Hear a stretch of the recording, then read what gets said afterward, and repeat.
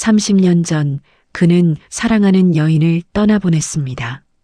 그리고 오늘 면접장에서 그 이름을 다시 듣게 됩니다. 하지만 그 청년은 자신이 면접 보는 회장이 바로 자신의 아버지인 줄 꿈에도 모릅니다. 운명이란 이렇게 잔인한 걸까요? 여러분, 마음을 여는 시간입니다. 오늘도 함께 해주셔서 감사합니다. 영상이 마음에 드신다면 구독과 좋아요 부탁드립니다. 그럼 이야기 시작하겠습니다. 오늘 아침 서울 강남의 한 대기업 본사 40층 회장실입니다. 바닥부터 천장까지 이어진 통유리 너머로 빌딩 숲이 펼쳐져 있습니다. 60대 초반의 백발 신사가 창가에 서서 아래를 내려다보고 있습니다. 정장은 흠잡을 데 없이 단정하지만 그의 눈가에는 세월의 무게가 깊게 새겨져 있습니다. 회장 최준혁, 한국 굴지의 건설회사를 일군 입지전적 인물입니다. 가난한 시골 청년에서 시작해 맨손으로 이 자리까지 올라왔습니다. 하지만 그가 얻은 것만큼 잃은 것도 많았습니다. 비서가 조심스럽게 문을 두드립니다. 회장님, 오전 10시 신입사원 최종 면접 준비되었습니다. 알겠네. 곧까지. 회장은 한숨을 내쉬며 책상 서랍을 엽니다. 낡은 흑백 사진 한 장이 들어 있습니다. 20대 초반의 청년과 그보다 어려 보이는 여인이 벚꽃나무 아래서 환하게 웃고 있습니다. 사진 속 여인의 미소가 유난히 밝습니다. 회장은 사진을 한참 바라보다가 다시 서랍 깊숙이 넣습니다. 그리고 무거운 발걸음으로 면접장으로 향합니다. 면접장은 10층에 위치한 대회의실입니다. 길게 놓인 타원형 테이블 한쪽에 임원들이 일렬로 앉아 있습니다. 반대편에는 빈 의자 하나가 놓여 있습니다. 형광등 불빛이 차갑게 빛나고 벽식의 초침 소리만이 정적을 깹니다. 회장이 들어서자 임원들이 일제히 일어섭니다. 회장은 가운데 자리에 앉으며 지원자 서류 뭉치를 받아듭니다. 인사팀 상무가 설명합니다. 오늘 최종 면접 지원자는 총 5명입니다. 모두 우수한 인재들이지만 특히 마지막 지원자가 눈에 띕니다. 그래. 네, 가정환경은 어려웠지만 전액 장학금으로 대학을 졸업했고 성적도 최상위권입니다. 봉사활동 경력도 풍부하고요. 회장은 무심하게 서류를 넘깁니다. 사실 그는 오늘 면접에 별 관심이 없었습니다. 요즘 들어 무기력증이 심해졌습니다. 모든 게 공허하게 느껴집니다. 이룬 건 많지만 정작 중요한 건 다 놓쳐버린 것 같은 허무함입니다. 면접이 시작됩니다. 첫 번째, 두 번째, 세 번째 지원자가 차례로 들어와 자신을 소개하고 나갑니다. 회장은 건성으로 듣다가 간단한 질문 한두 개만 던집니다. 네 번째 지원자도 마찬가지입니다. 그리고 마지막 지원자 차례입니다. 문이 열리고 한 청년이 들어섭니다. 20대 후반으로 보이는 청년은 약간 낡았지만 깨끗하게 다려진 정장을 입고 있습니다. 키는 180cm 정도, 체격은 다부지지만 어딘가 수줍은 듯한 인상입니다. 그는 임원들을 향해 정중하게 허리 숙여 인사합니다. 안녕하십니까? 지원자 강태윤입니다. 청년의 목소리는 차분하지만 떨림이 섞여 있습니다. 긴장한 게 역력합니다. 그는 의자에 앉으며 떨리는 손을 꽉 쥡니다. 회장은 무심코 청년의 얼굴을 봅니다. 그리고 순간 이상한 느낌이 듭니다. 어디선가 본 듯한 얼굴입니다. 하지만 정확히 누구를 닮았는지는 떠오르지 않습니다. 인사팀 상무가 질문을 시작합니다. 자기소개 부탁합니다. 네. 저는 부산에서 태어나 편모스라에서 자랐습니다. 어머니께서 식당 일을 하시며 저를 키워주셨고 저는 장학금과 아르바이트로 대학을 졸업했습니다. 청년의 목소리에는 담담함과 동시에 자부심이 묻어납니다. 어려운 환경에서도 최우수 성적을 유지했는데 비결이 뭡니까? 어머니께서 늘 말씀하셨습니다. 가난은 부끄러운 게 아니지만 노력하지 않는 건 부끄러운 거라고요. 그 말씀을 가슴에 새기고 살았습니다. 임원들이 고개를 끄덕입니다. 회장도 청년의 답변에 조금 관심이 생깁니다. 질문이 이어집니다. 우리 회사에 지원한 이유는? 귀사는 단순히 이윤만 추구하는 게 아니라 사회적 책임을 다하는 기업이라고 알고 있습니다. 저도 그런 가치를 추구하고 싶습니다. 힘들었던 경험과 그걸 어떻게 극복했는지 말해보세요. 청년이 잠시 숨을 고릅니다. 그의 눈빛이 흔들립니다. 대학교 2학년 때였습니다. 어머니께서 갑자기 쓰러지셨습니다. 과로로 인한 뇌출혈이었습니다. 회의실 안이 조용해집니다. 청년의 목소리가 약간 떨립니다. 수술비가 필요했지만 돈이 없었습니다. 학업을 포기하고 휴학계를 내려던 순간 어머니께서 깨어나셨습니다. 그리고 제 손을 잡으시며 말씀하셨습니다. 청년이 눈시울을 붉히며 말을 잇습니다. 포기하지 마라. 내가 공부하는 게 엄마한테는 최고의 약이다. 그러니 절대 학교 그만두지 마라. 결국 어떻게 하셨습니까? 낮에는 학교 다니고 밤에는 물류센터에서 일했습니다. 주말에는 편의점 야간 아르바이트를 했습니다. 몸은 힘들었지만 어머니를 생각하면 버틸 수 있었습니다. 회장의 표정이 조금 변합니다. 청년의 이야기가 자신의 젊은 시절과 겹쳐지는 것 같습니다. 그도 한때 그렇게 악착같이 살았습니다. 면접이 계속됩니다. 마지막으로 당신에게 가장 소중한 사람은 누구입니까? 청년이 주저없이 대답합니다. 어머니입니다. 이유는? 어머니는 제게 세상 전부입니다. 아버지 없이 저를 키우시느라 평생을 고생하셨습니다. 언젠가 제가 성공해서 어머니께 편안한 삶을 드리는 게 제 꿈입니다. 회장의 가슴이 묵직해집니다. 문득 자신이 떠나보낸 여인이 떠오릅니다.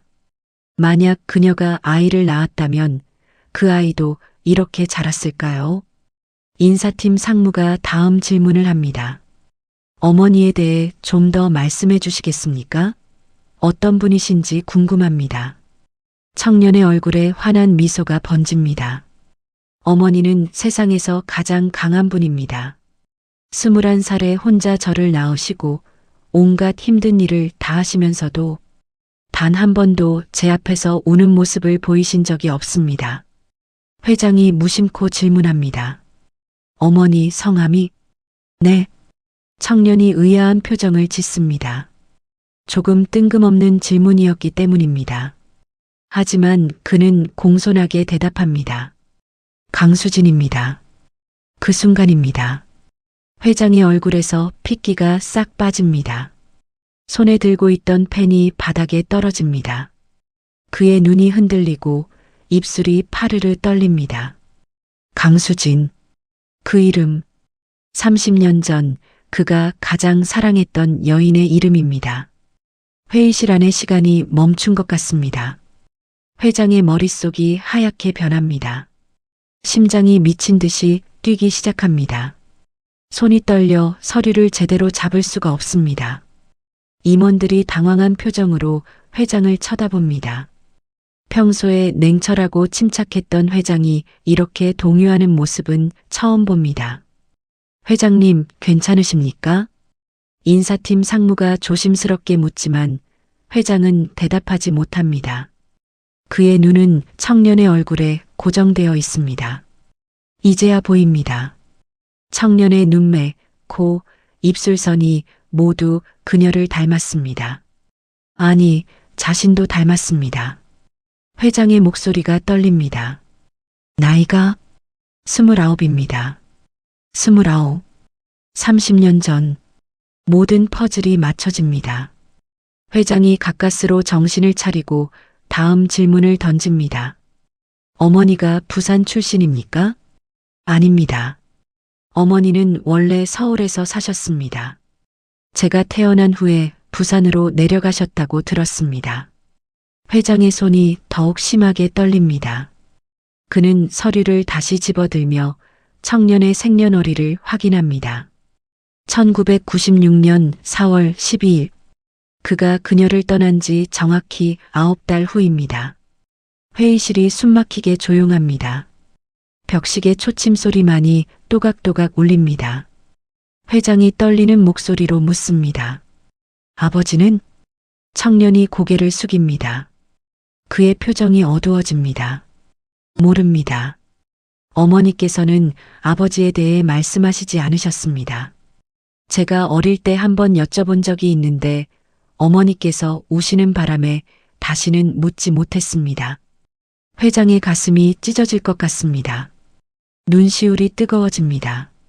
그는 서둘러 자리에서 일어납니다. 잠깐 실례하겠습니다. 그는 비틀거리며 회의실을 나갑니다. 복도에서 벽에 기대어 거친 숨을 몰아쉽니다. 식은땀이 등줄기를 타고 흐릅니다. 그의 머릿속에 30년 전 기억이 파노라마처럼 스쳐 지나갑니다. 30년 전 청년 최준혁은 29살이었습니다.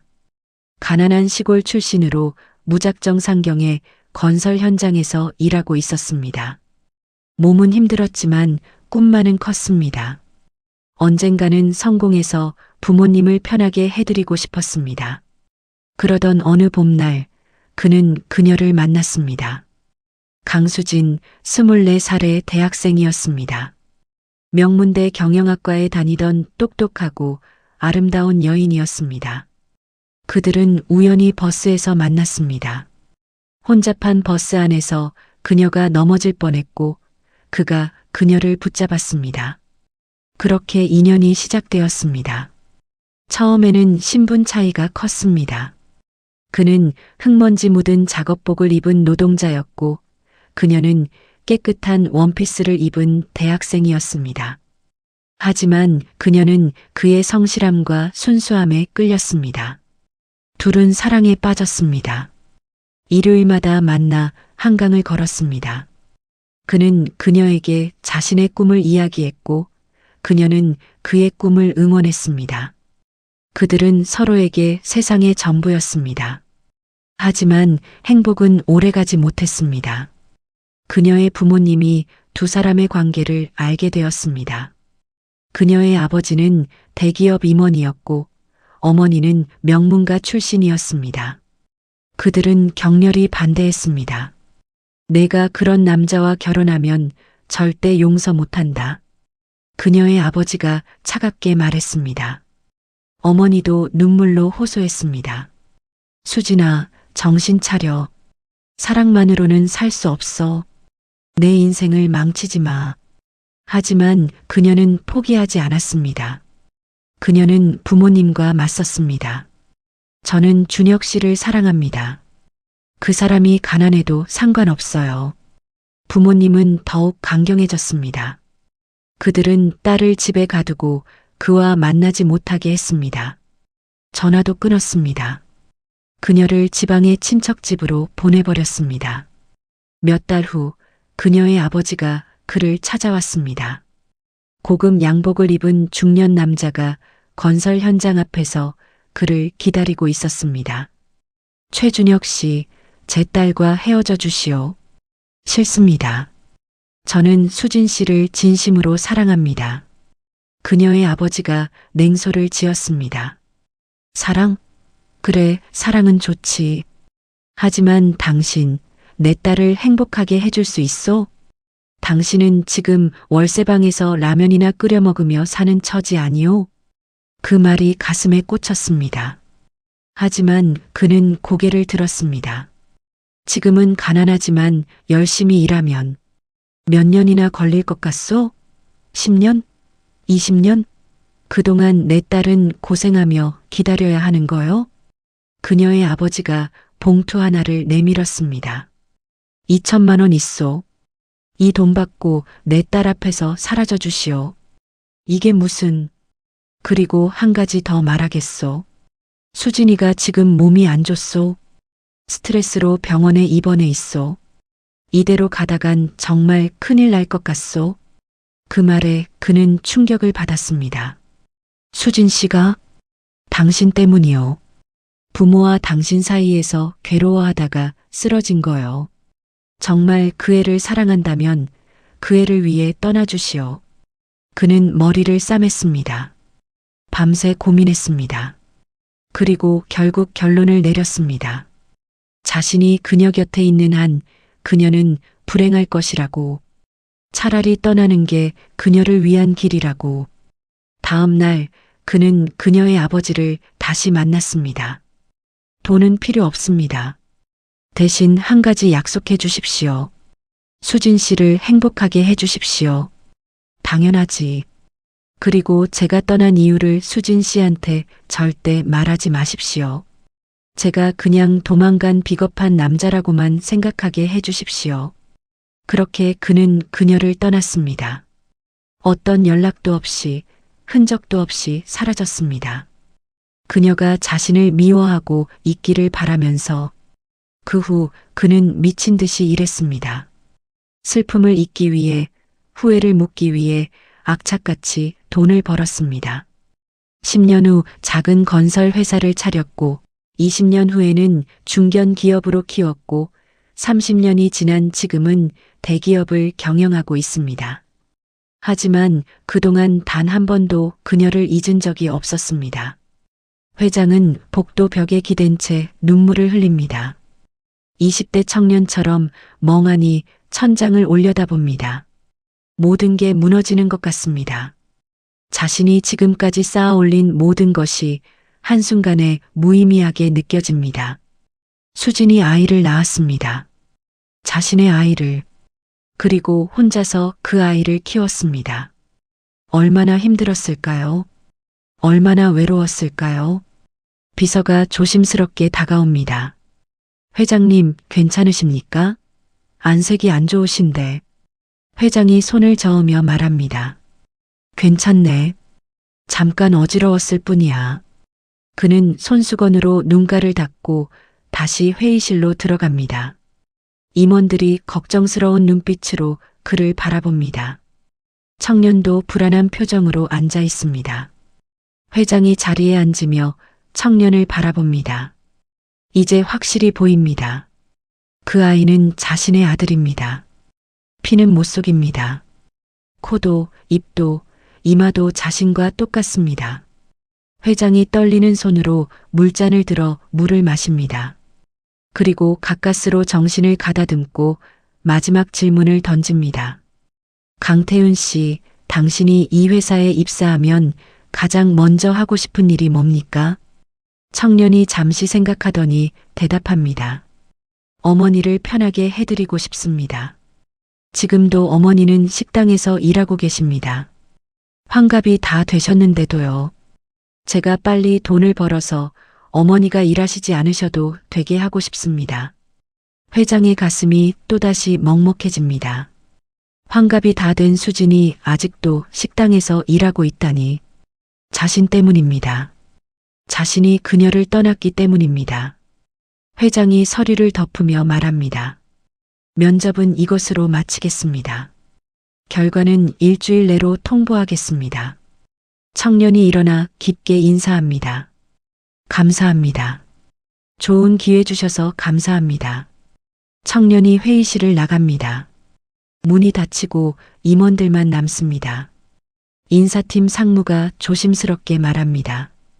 회장님, 강태윤 지원자에 대해서는 어떻게? 회장이 손을 들어 말을 막습니다. 오늘 면접은 여기까지만 하고 모두 나가주게. 나 혼자 생각 좀 해봐야겠네.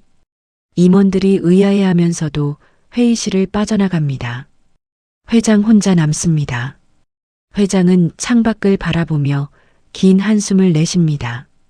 머릿속이 복잡합니다. 어떻게 해야 할까요? 아들에게 진실을 말해야 할까요? 수진을 찾아가야 할까요? 하지만 두렵습니다. 30년 전 자신을 버린 비겁한 남자를 그들이 용서할 수 있을까요? 아니, 자신이 스스로를 용서할 수 있을까요? 회장은 그날 밤 잠을 이루지 못합니다. 집에 돌아와서도 계속 청년의 얼굴이 눈앞에 아른거립니다. 그리고 수진의 젊은 시절 모습도 떠오릅니다. 30년 전 그 벚꽃나무 아래에서 환하게 웃던 그녀의 모습이.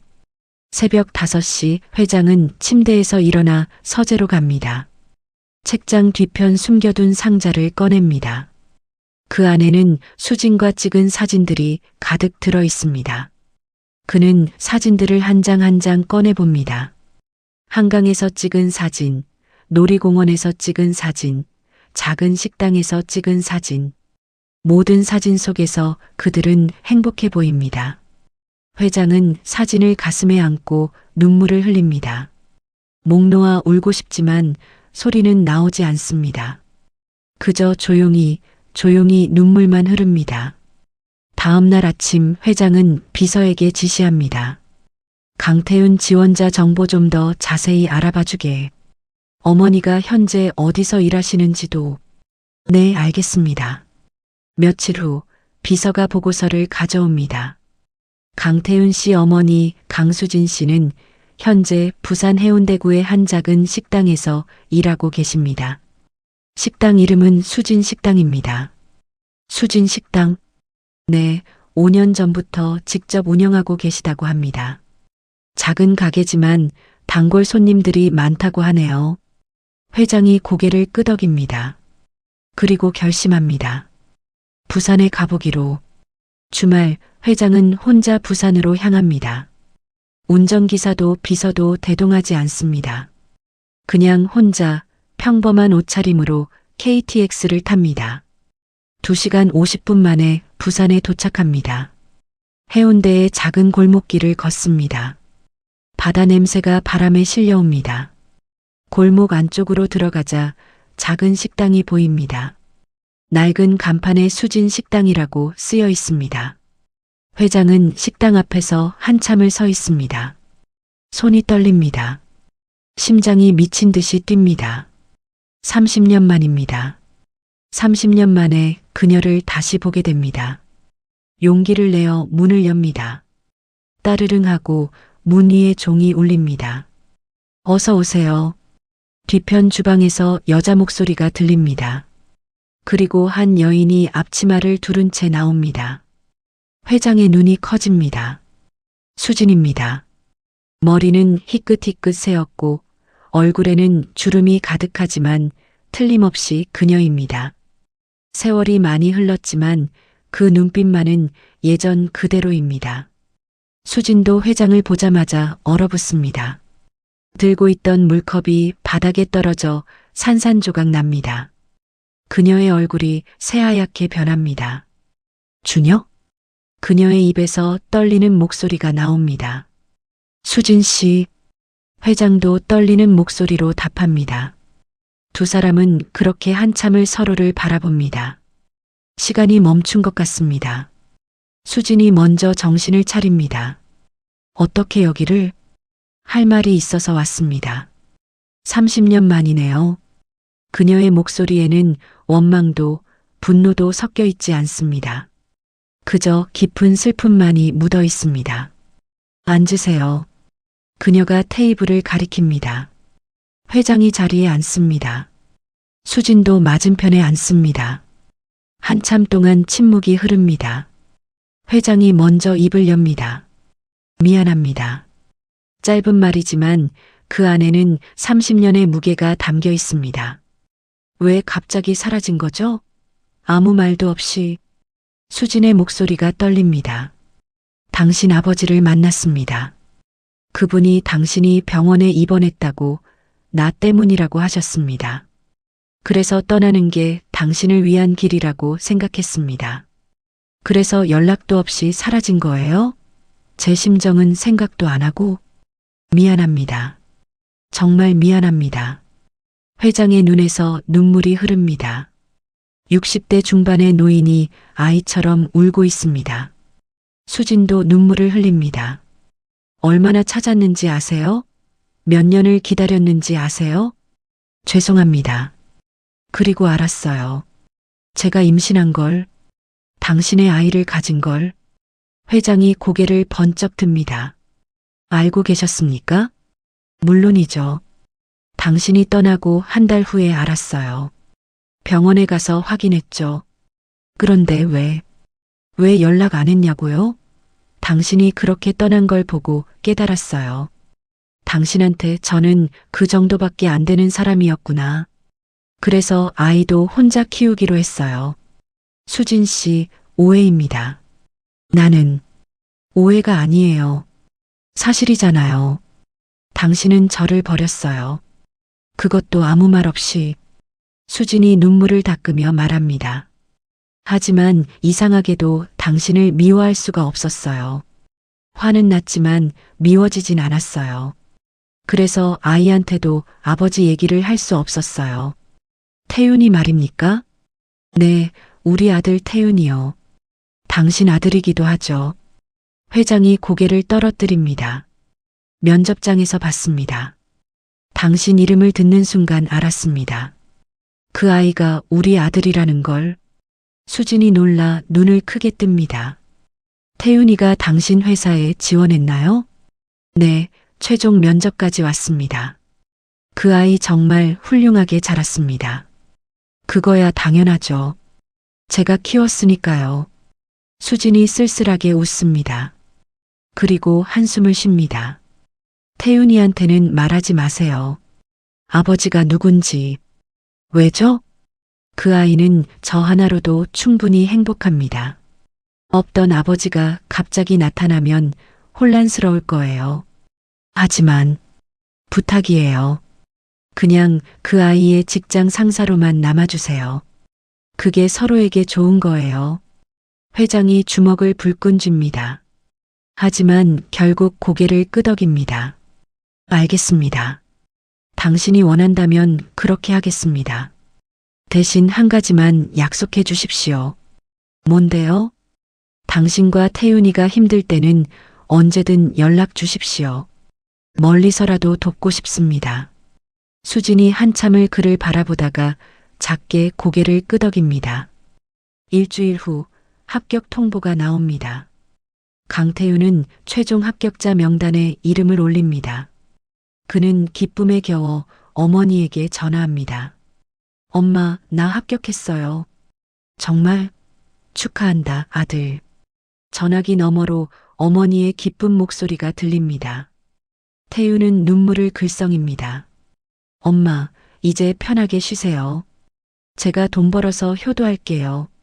그래, 우리 아들 정말 대견하다. 첫 출근 날 태윤은 새 정장을 입고 회사에 나타납니다. 신입사원 교육을 받고 부서에 배치됩니다. 건설사업부 기획팀입니다. 그리고 며칠 후 그는 회장을 다시 만나게 됩니다. 회장이 직접 신입사원들에게 격려사를 하는 자리였습니다. 회장은 신입사원들 앞에 섭니다. 그의 눈이 태윤에게 머뭅니다. 태윤은 고개를 숙여 인사합니다. 회장도 작게 고개를 끄덕입니다. 여러분 환영합니다.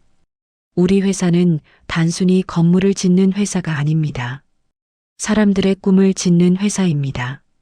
여러분도 이곳에서 자신의 꿈을 이루시길 바랍니다. 회장의 목소리는 차분하지만 힘이 있습니다. 그는 신입사원 한 명 한 명을 바라보며 말합니다. 힘든 일이 있으면 언제든 회사에 도움을 요청하십시오.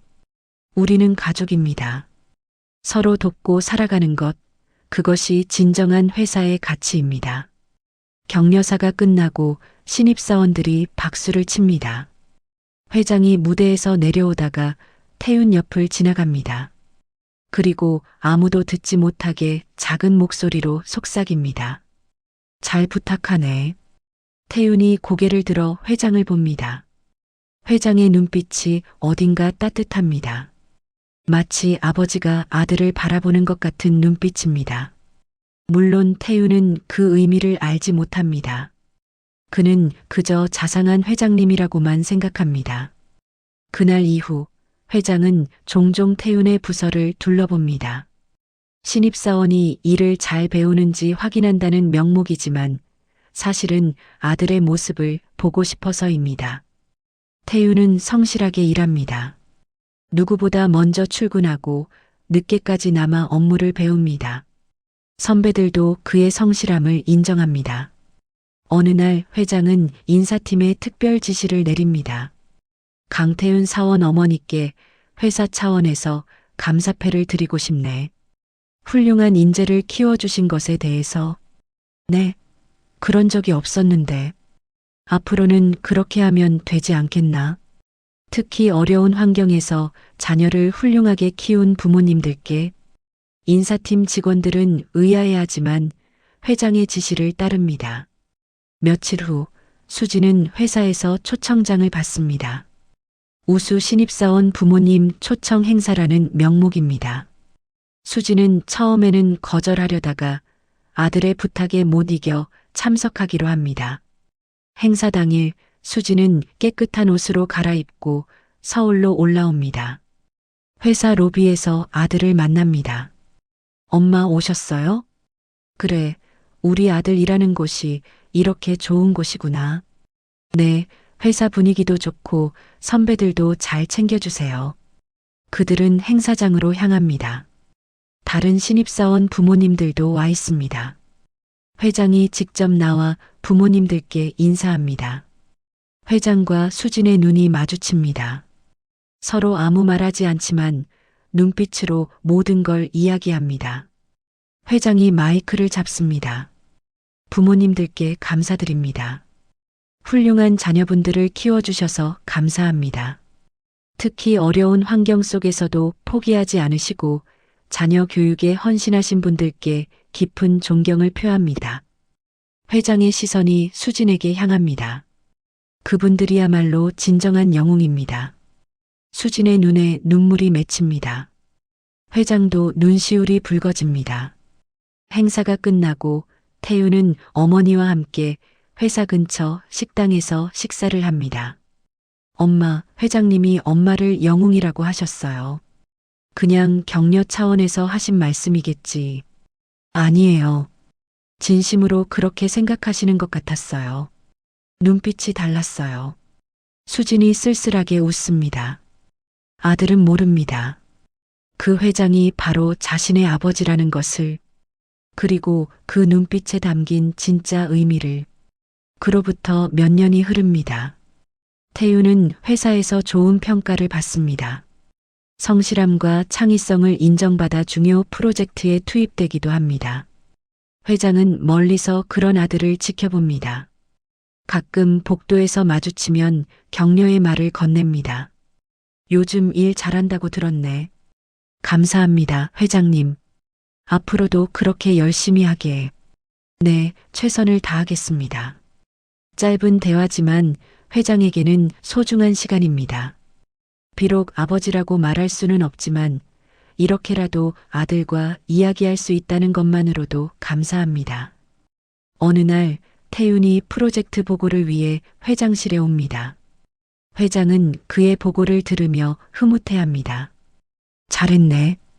이런 창의적인 아이디어는 어디서 나온 건가? 어릴 때부터 어머니께서 항상 말씀하셨습니다. 남들과 똑같이 생각하면 남들과 똑같은 결과밖에 못 얻는다고요. 회장이 미소 짓습니다. 훌륭한 어머니를 두셨군. 네, 제 인생에서 가장 존경하는 분입니다. 그 마음 잃지 말게. 부모님께 효도하는 것만큼 중요한 건 없네. 태윤이 고개를 끄덕입니다.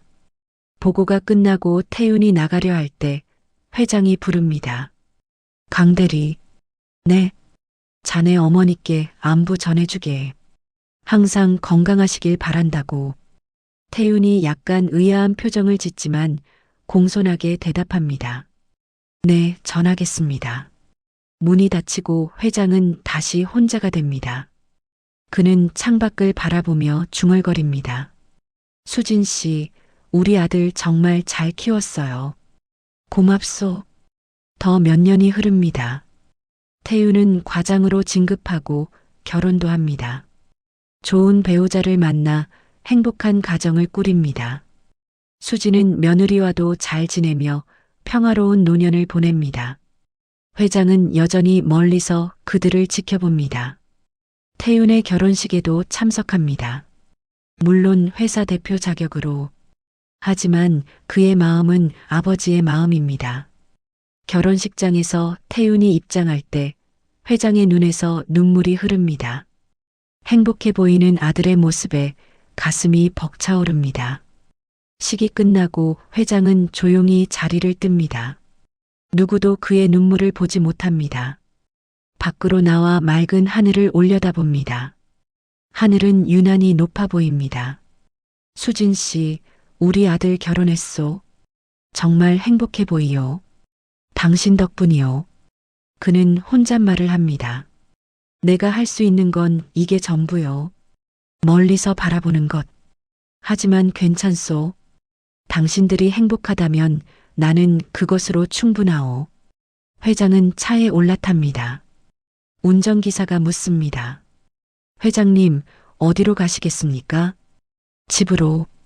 차가 출발합니다. 창밖으로 서울의 활기찬 거리가 스쳐 지나갑니다. 회장은 눈을 감습니다. 그리고 생각합니다.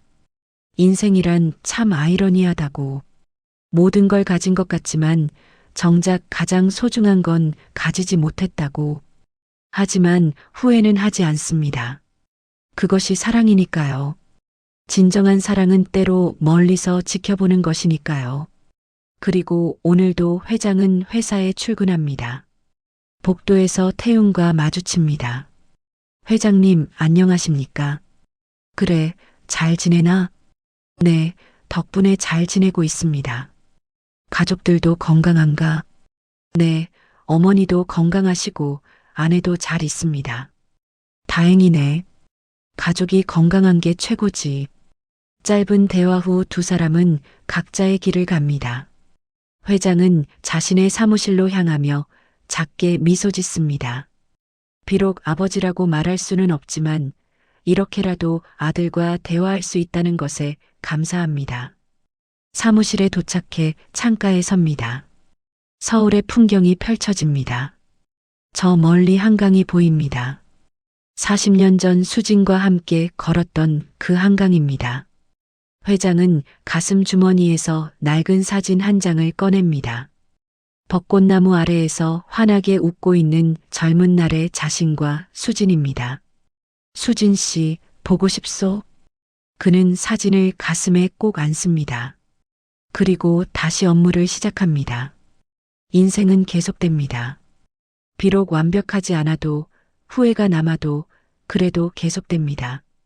그리고 때로는 그 불완전함 속에서 진짜 사랑의 의미를 발견하게 됩니다. 이 이야기는 우리에게 말합니다. 인생에는 되돌릴 수 없는 선택들이 있습니다. 그 선택이 옳았는지 그른지는 아무도 모릅니다. 하지만 중요한 건 그 선택 이후에 어떻게 사는가입니다. 회장은 40년도 더 전에 사랑하는 사람을 떠났습니다. 그것이 옳은 선택이었는지는 아무도 모릅니다. 하지만 그는 그 선택에 책임지며 살았습니다. 멀리서라도 그들을 지켜보며 그들의 행복을 바라며 살았습니다. 그리고 태윤과 수진은 힘든 환경 속에서도 서로 의지하며 살아왔습니다. 원망하거나 포기하지 않고 주어진 삶을 최선을 다해 살았습니다. 우리 모두의 인생도 그렇지 않을까요? 완벽하지 않아도 후회가 남아도 그래도 최선을 다해 살아가는 것. 그것이 바로 인생이 아닐까요? 오늘 이야기 어떠셨나요? 여러분의 생각을 댓글로 들려주세요. 그리고 이 채널이 마음에 드셨다면 구독과 좋아요 부탁드립니다. 여러분의 하루도 행복하시길 바랍니다. 마음을 여는 시간이었습니다. 감사합니다.